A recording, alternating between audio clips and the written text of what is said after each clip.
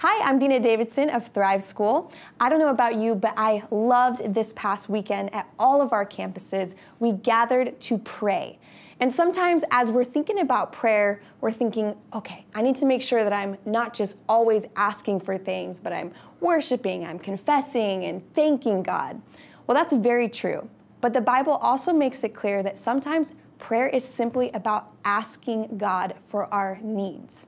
And I read a story a couple months back about a time that a believer in God asked for something. And I was so impressed by what he asked for. It's kind of a famous story.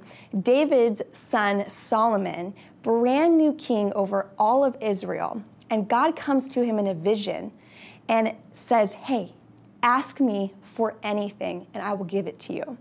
And what Solomon asked for has stunned people throughout the ages. 2 Chronicles 1, verse 8 through 10.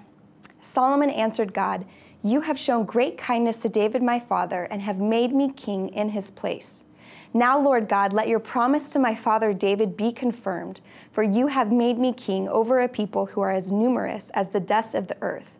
Give me wisdom and knowledge that I may lead this people, for who is able to govern this great people of yours?"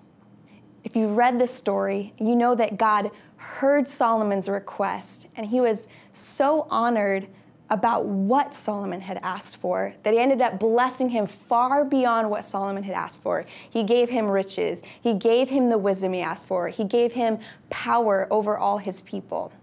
But what impressed God so much is that Solomon asked for the very thing he needed to do what God had assigned him to do.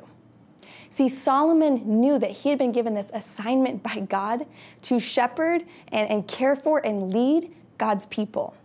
And he knew that he wouldn't be able to do that well without wisdom. So when God came to him and said, hey, I will give you whatever you ask for, that's what Solomon asked for.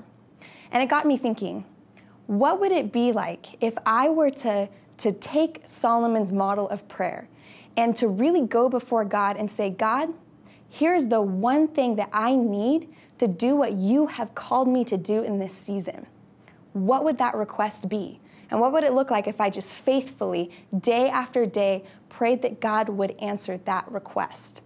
So that's something that I've been doing in my own life, and it's been amazing how God has been answering me day after day, because I think God is so incredibly honored when we ask for what we need to do what He's called us to do.